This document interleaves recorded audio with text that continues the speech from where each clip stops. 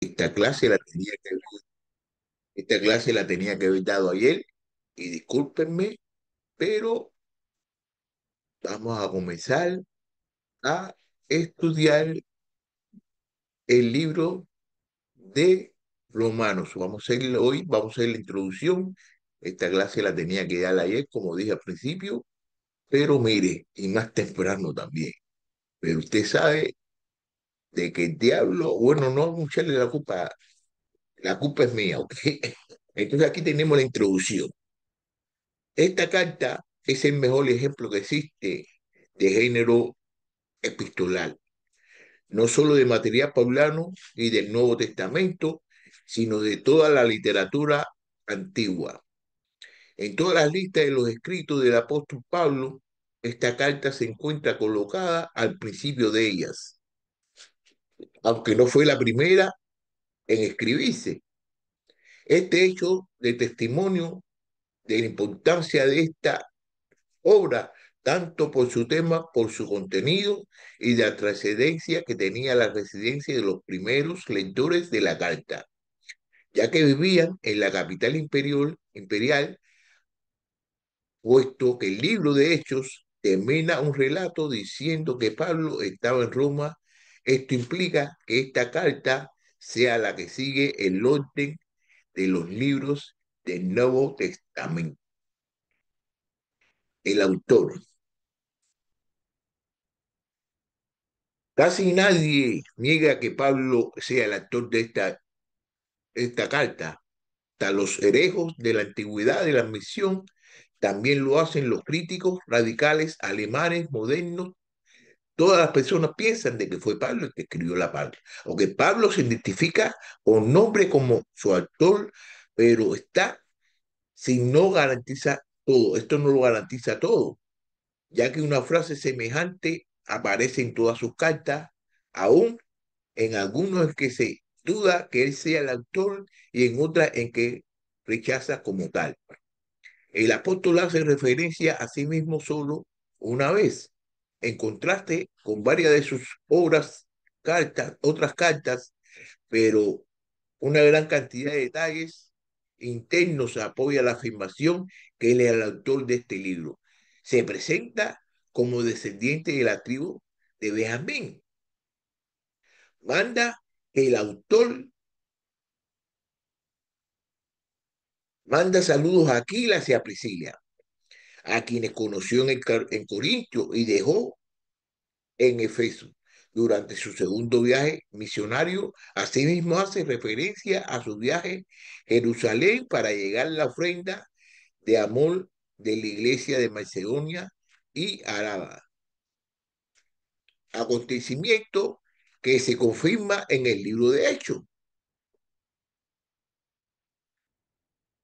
La epístola a los Corintios y además menciona varias veces su intención de visitar a Roma, lo cual también se confirma en Hechos.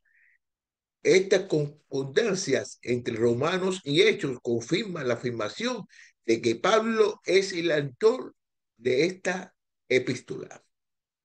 Aunque vamos a hablar de que la unidad. La excepción de la unidad es integrativa de Romanos en su asunto aparte. Cierto número de críticos, desde Marcilón hasta el momento, hasta el presente, han cuestionado si los capítulos 15 y 16 o parte de ambos pertenecen a la carta original.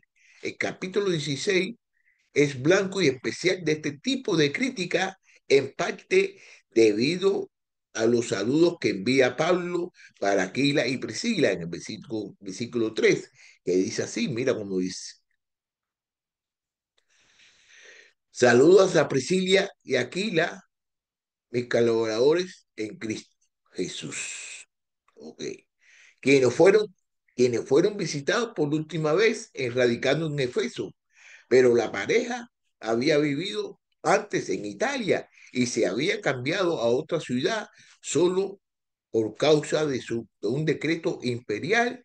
Entonces es razonable suponer que haya regresado a Roma cuando las circunstancias le permitieron. Lo más importante, apoya la unidad de la carta posición en la cual se adquiere abrumada mayoría de eruditos. Los destinarios. Vamos a hablar acerca de los destinarios de esta carta. Okay. Existe una duda válida en cuanto a la identidad de los destinarios. Esta se debe a que Pablo la dirigió simplemente a todos los que estáis en Roma, amados de Dios, llamados a ser santos. Eso lo podemos ver en el libro de Romanos, en este mismo libro, capítulo 1, versículo 7, donde dice, a todos los amados, sino que están en Roma, llamados a ser santos, gracias y paz a ustedes, para Dios nuestro Padre y del Señor Jesucristo. Y no la dirigió a la iglesia de Roma, no se la dirigió a la iglesia de Roma. El hecho de que había una iglesia en Roma es obvio, porque Pablo mandó saludo a la iglesia que se reunía en la casa de Aquila y Priscila. Es probable que hubiera varias en esa ciudad. Quizá esta multiplicidad fue la que hizo que Pablo dirigiera su epístola a los santos en vez de a la iglesia. ¿Eran esos creyentes de Roma judíos o gentiles por su trasfondo étnico? La respuesta es ambos.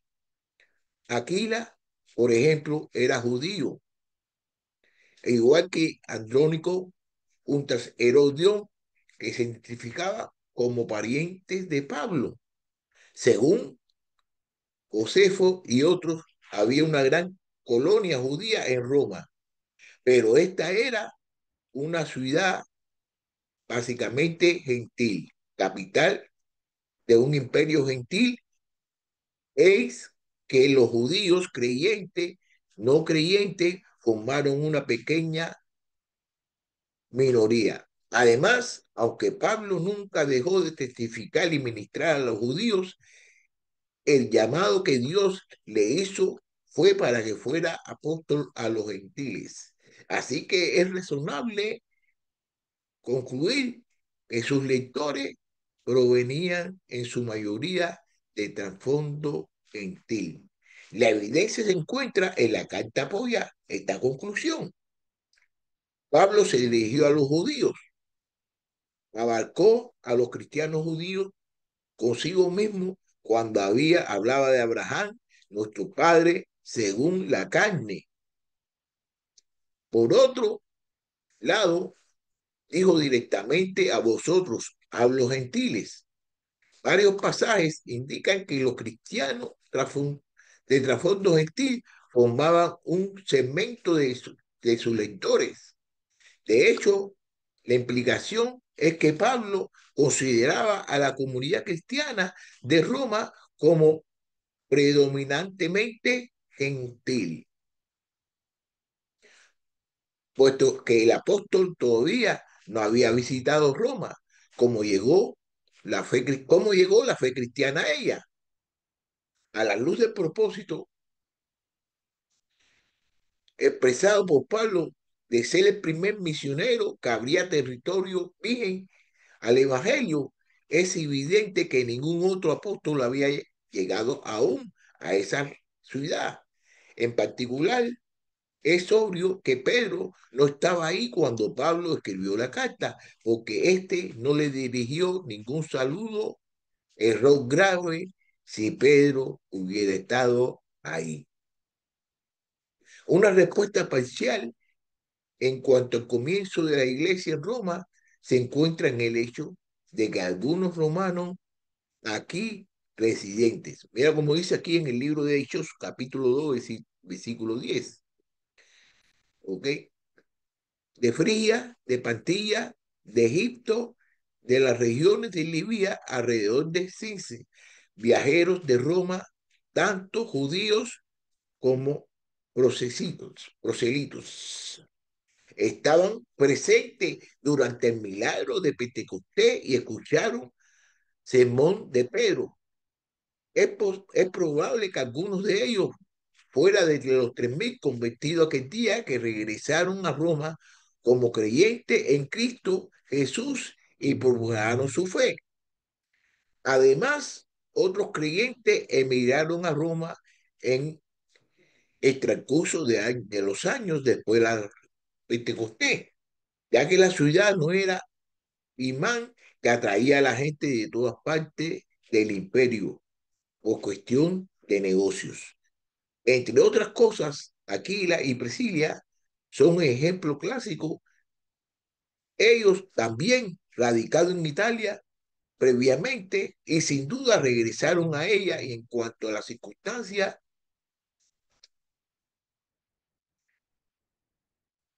aparentemente portado de esta carta es otro ejemplo. No fue Roma con el único objeto de entregar la carta de Pablo a su destinario, la llevó porque había planeado ir a Roma. De hecho, el viaje de Febe fue la oportunidad específica que Pablo aprovechó para escribir y mandar la carta. Humanamente hablando, Pablo se valió de esta ocasión para comunicarse con un grupo de cristianos que le interesaba mucho y que planeaba visitar cuanto antes. Así como la falta de un saludo de Pablo para Pedro es evidencia de que Pedro no estaba en Roma en momento de recibir la carta. Así también sus saludos a numerosos individuos. Hay 38 referencias a personas algunas con nombre, además de varios grupos. Muestra el impacto del ministerio de Pablo en el establecimiento y desarrollo de la iglesia en Roma. Muchos de los creyentes que ahí eran convertidos de Pablo o conocidos de él en otras partes del imperio, como se depende de esta carta. El apóstol tenía un interés muy personal en la comunidad cristiana de Roma y consideraba esa iglesia como una de las suyas. Bueno, el lugar de la fecha, vamos a ver el lugar de la fecha, lugar y fecha. Aunque Pablo nunca mencionó la ciudad por nombre, es obvio que escribió la carta durante su estancia en Corintio, de la cual se crea era el puerto oriental, por escrita al final del tercer viaje misionario de Pablo durante los 3 meses que estuvo en Grecia. Justo antes su retorno a Jerusalén para llevar la ofrenda de la iglesia a Macedonia y a Acaya para los creyentes pobres de Palestina. Después de Corintio, Pablo estuvo en Filipios durante la presea y la fiesta de los panes sin levadura, porque quería llevar a Jerusalén ante los Pentecostés. Por lo tanto, la carta fue escrita a final del invierno o al inicio de la primavera de 57 o 58 después de Cristo. El propósito. Aunque el viaje a Roma, planeado por Fede, fue sin duda el hecho que específicamente ocasionó que Pablo escribiera la carta, tenía además otro objetivo a redactarla. El más obvio era anunciar su plan de llegar a Roma después de su visita a Jerusalén y preparar la comunidad cristiana de ahí para su llegada. Los creyentes en Roma habían sido una preocupación para Pablo, de Pablo con mucho tiempo y se encontraban en una lista de oración. Su deseo de visitarlos y ministrarlos todavía no lo realizado a esas alturas se iba a cumplir por fin. Así que Pablo quería anticiparles sus planes y animarlos a orar para que éste se llevara a cabo. Mira como dice aquí en el libro romano capítulo 15 versículo 30 al 32. Así que ellos, después de ser despedidos, decidieron Antioquia y reuniendo la congregación, entregaron la carta. Cuando los hermanos la leyeron, se regocijaron por el consuelo y le imponía, siendo Judas y Silas también profetas, y exhortaron a confrontar y confrontaron a los hermanos con un largo mensaje. ¡Misha! Okay. El segundo propósito de Pablo al escribir esta carta fue presentar una exposición completa y detallada del mensaje del Evangelio que él proclamaba. Pablo anhelaba anunciar el Evangelio también a vosotros que estáis en Roma, porque quería que supieran en qué consiste este. Como resultado de su carta, Pablo logró creer, Pablo logró lo que Judas hizo hacer con la suya, escribiros acerca de nuestra común salvación, y que no logró tal vez debido a que Pablo ya lo había hecho, pero la epístola a los romanos es una presentación muy amplia y lógica del plan de salvación del trino de Dios para el ser humano.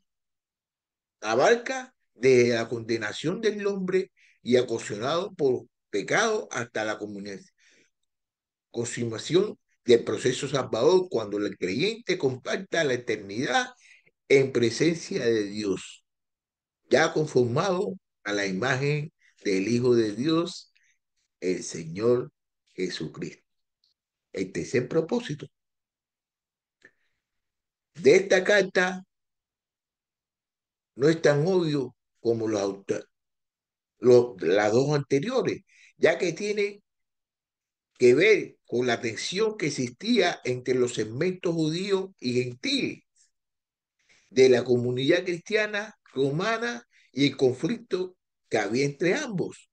El ministerio de Pablo estaba siendo hostilizado por los judaizantes, quienes le seguían la ciudad, y la ciudad pretendía apartar a los recién convertidos de la libertad que habían alcanzado a través del Evangelio.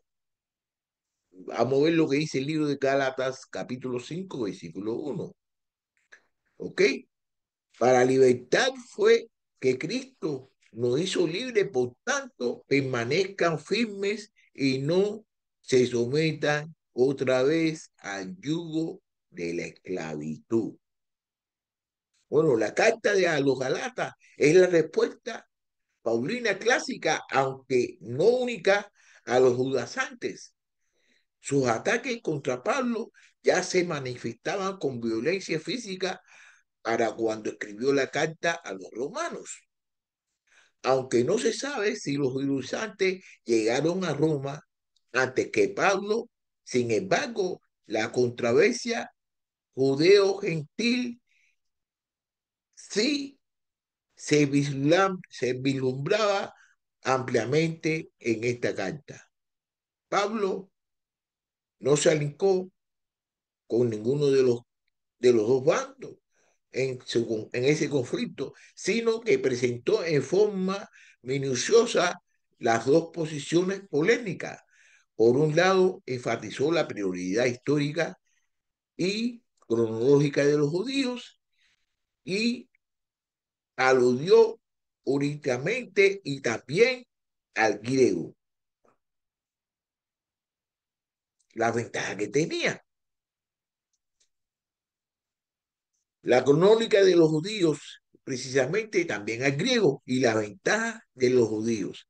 Pero por otro lado, señaló, Dios es uno, y por tanto es Dios tanto de los gentiles como de los judíos. Por tanto, judíos y gentiles, todos están bajo pecado, y por consiguiente, solo se salvará por fe en el Señor Jesucristo y por su sacrificio redentor y propositorio. Además, Dios, a fin de incorporar a creyentes gentiles en su programa salvífico, extendió su gracia a todo ser humano suspendido temporalmente su proyecto específico de hacer Israel la nación escogida, debido que a ella, a través de sus líderes por la incredulidad, había rechazado al Hijo de Dios como Mesías. De esta manera, Dios extendió su gracia a todo ser humano, incluyendo a los gentiles creyentes en su programa de salvación durante esta época. Ha quedado un remanente escogido por gracia entre los judíos hasta que haya entrado la plenitud de los gentiles, después de la cual Dios se volverá a Israel de nuevo y cumplirá la promesa que lo hizo como nación. Bueno, entonces ahora voy a terminar aquí esta introducción. Esta introducción ya la voy a terminar aquí ya. Y me alegra de que por lo menos ya di la clase ya. Y la tenía que haber dado ayer, pero hubieron circunstancias que no se pudo hacer. Y la estoy terminando hoy. Entonces yo pido disculpas, pero no hay disculpas porque de todos modos se hizo y estamos bien. Principalmente estamos bien con Dios. Así que muchas gracias. Ahí nos vemos mañana. Bueno, mañana es miércoles, nos vemos mañana y vamos a empezar con el capítulo número 1. No se pierdan